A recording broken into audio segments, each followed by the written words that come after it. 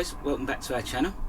Today I'm going to be doing another little update or a building on the TV, 12 volt TVs for motorhomes and stuff. Anyone seen my previous one, I showed how to connect up an LG TV. Most TVs that you can buy that have got a 19 volt power pack can be converted to 12 volts, and some of the non-smart ones can go straight on the 12 volt battery without any power pack, because they can run quite happily on 12 volts. But I'm going to update you a little bit on the full setup, the converter I'm using, and how I've been getting on with what I've been doing.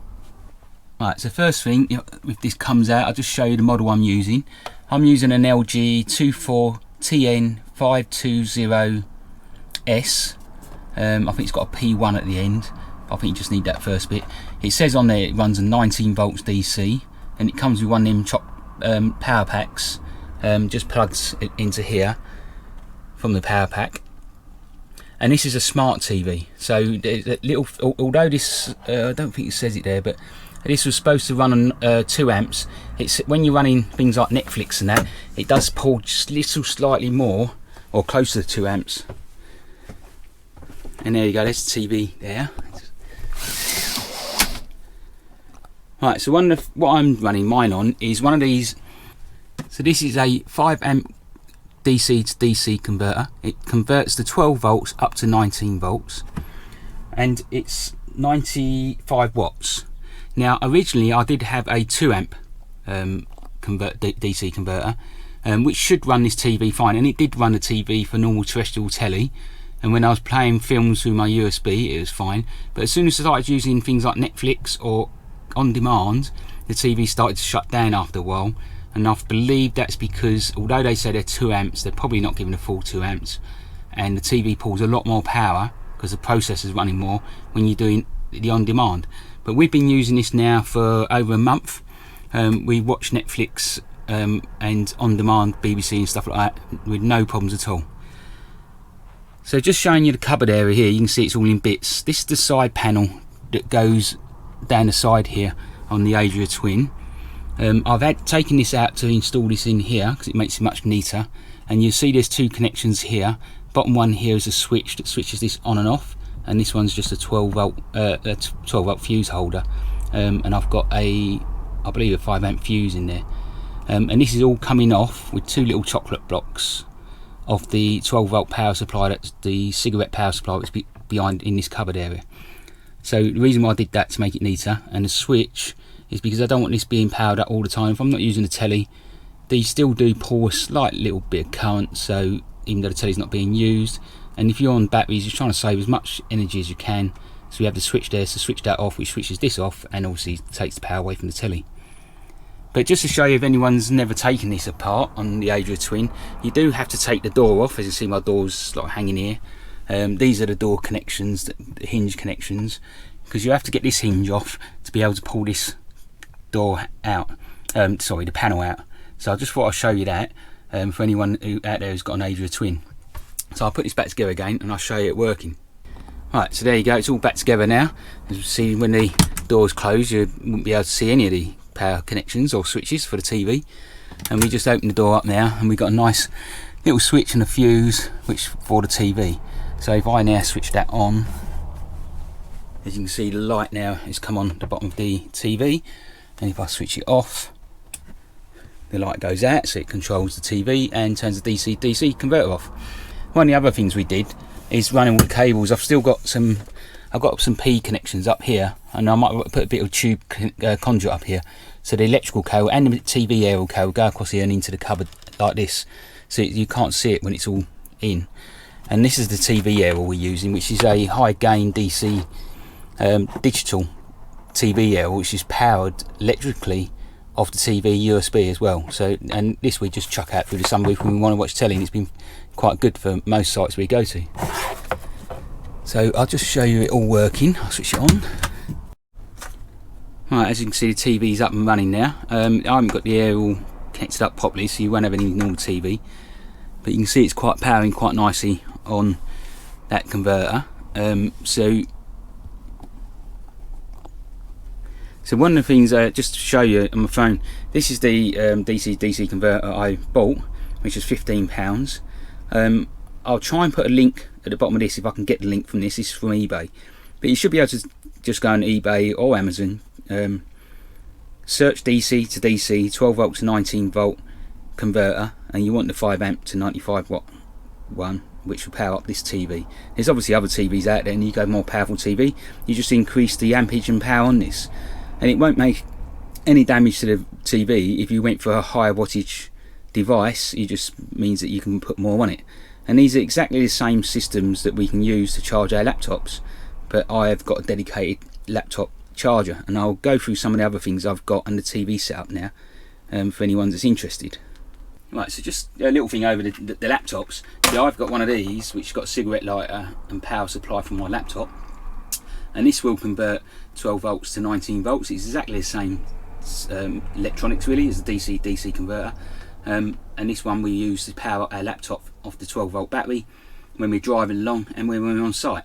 So instead of using inverters, which converts it up to 240 volts and then you're going to convert it back down to 19 volts, you're better off going for one of these, because the inverters use a lot of power just on their own with the heat they produce, and you're wasting energy of your battery.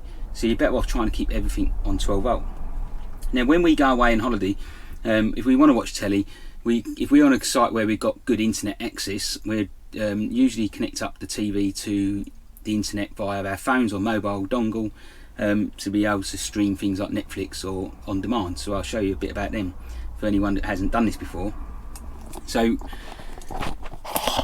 one of the things you can do is use your mobile phone. Now, depending on your data limit, and we're on free network, which isn't the best network really for around the country. We seem to don't get very good coverage in some parts of the country.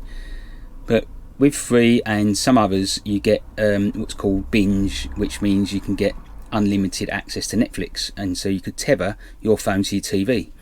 But if you've got a good package with a lot of data, or unlimited, which I've got, you can obviously then tether your phone and have as much internet as you like to the TV. So for tethering the phones, if I go to settings, and this would be similar to most mobile phones, and just go to the network side of it. I've got mobile network, and then you're looking for the hotspot or personal hotspot. If you go to that, you can then switch that hotspot on or off. Now each phone will be different, but when you're in the hotspot settings, you'll be able to get the device name and password, or set your own device name and password, which you'll need when connecting up to the TV. So now I've switched my mobile phone onto hotspot. If I now go to the TV settings and go down to networks, I can then go down to the Wi-Fi connection, which is what you're looking for to connect up with Wi-Fi, and you can see up there I've got motorhomer, which is the name for my my mobile phone. So if I click on that, I think it's got a tick there, so right, so it's got a tick there, so I'm connected now to my mobile phone. So now if I click on Netflix, as you can see, Netflix is working quite well, and will play anything that I want to put on, and this will run quite well. And this will be the same for Amazon as well. And one of the beauties of Netflix, so you can see it's taking time to download, is that it downloads so much of the TV, about 5 minutes of the TV before it shows it to you. So if you've got a poor connection, you don't get so much of the juddering around that you normally get. At the moment the connection's a bit slow. This is what I mean about free, and I'll explain something else we use in a minute. So you can see that's running quite well, and that's just tethering there of my mobile phone. So I'll just switch the mobile phone off. So as you can see, I've switched my mobile phone internet off, but the TV's still running because it's already downloaded so much of the program. So this is quite a nice thing that Netflix have really. If I can go, right, so that's tethering off your mobile phone, which is a pretty good way of doing it if you've got unlimited data, or at least I'd say 10 gigabytes of data, whatever you need. It doesn't use too much, depending on how much telly you watch. The other thing we have is a mobile dongle, which a lot of people don't know about, because we see a lot of comments on Facebook and some of the forums about how they use these, or what people use. And this is just basically like a Wi-Fi dongle. So this is, when it's switched on, will provide a hub where everyone can connect to. I can connect my phone to it, Sean can connect his phone to it, and so on. And so these are pretty good for the fact that they get a better connection to the internet. I'll get much better reception on this than I do if I tether my mobile phone.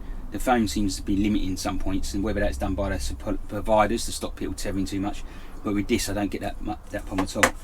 Now some of these, my old one would have a connection on the side where you connect an aerial in and you can put an aerial on your roof. Unfortunately the new ones don't have that, but some of the other models do, and there is other things like routers you can buy and stuff, but which I've had and I don't seem to point the need for it really, but this works quite well.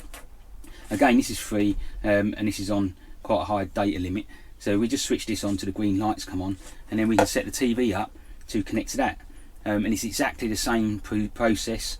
You have a Wi-Fi name, so this is called I think motorhome 14, and it's got a password and username to be able to connect the TV to it, and that works much better.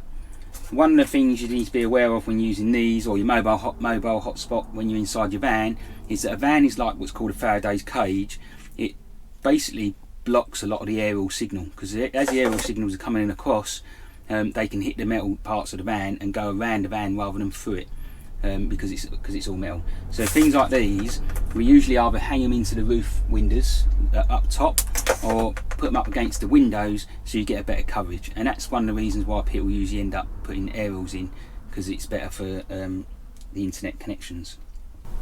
Right, so that's basically it really. I just thought I'd give that little update, because I've had a few people asking about what DC-DC converter I used, whether you can put a more powerful one on than the one I originally used, which yes you can. Showing you the TV that I'm using with the 5 amps, so you need the 5 amps for the smart side, otherwise it probably will shut down on you. I know people might comment below saying why don't you just go and buy an Avtech TV. They're pretty good Avtech TVs. I've got no issues with them. I used to have them all the time.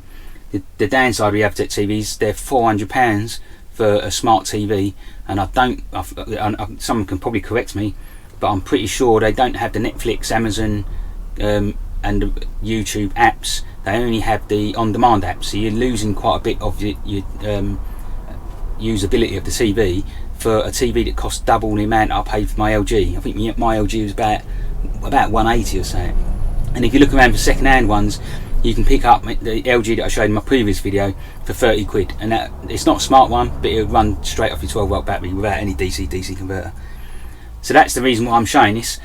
If you're going out looking for TVs to do exactly the same I'm doing, you need to make sure that they're ones that have the 19-volt power pack, so they've got the little brick that the 240 volt goes into and it gives 19 volts out, and that powers the TV.